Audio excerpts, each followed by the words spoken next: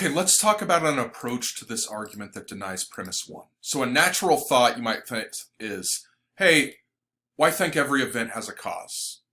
Maybe every crop circle has a cause, but humans aren't crop circles. Maybe our actions have causes. Maybe that's what a free action is.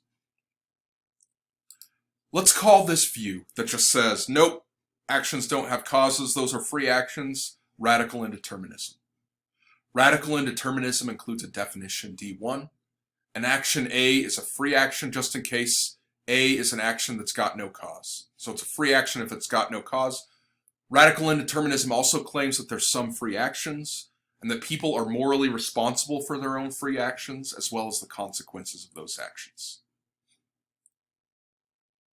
Okay, I want to try to bring out why this theory is so weird and so bizarre.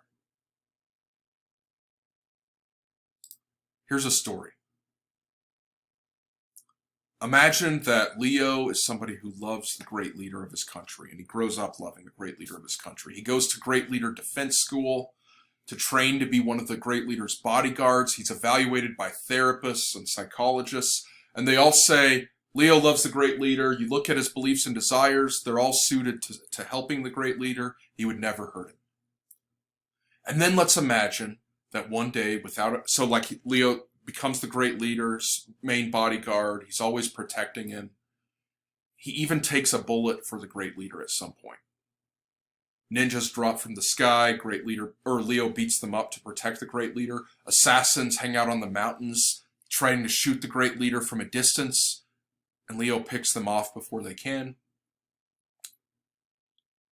But one day, just after saving the great leader's life, without any cause at all, not because he wanted to do it, not because he tried to do it, not because there was some accident that he committed that made him do it, but just for no cause at all, Leo shoots and kills the great leader. So let's say that A1 is Leo's act of shooting, C1 is the gun firing, C2 is the great leader being shot, and C3 is the great leader dying.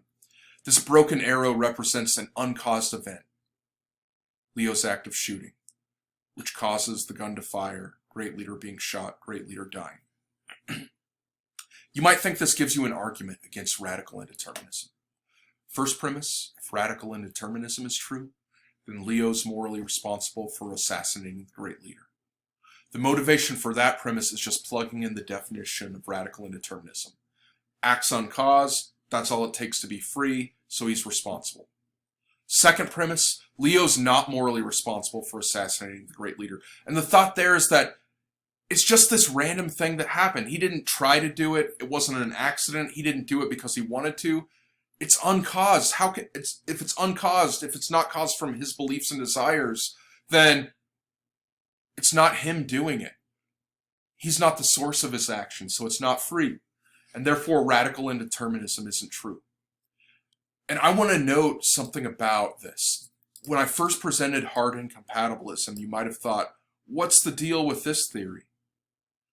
I get why there's no free will if determinism is true, but why would there be no free will if determinism is false? And the reason somebody might be attracted to hard incompatibilism is they might think, if determinism is true, there's no free will because we couldn't have done otherwise. My action's fixed.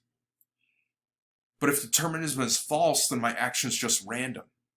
And I'm not saying there's no way to slip free will in there, or that there's no free will. I'm just trying to bring out why somebody might find hard incompatibilism attractive. It's not just that you can just deny that every event has a cause, and then it's all roses from there. You gotta say more to explain why we've got free will.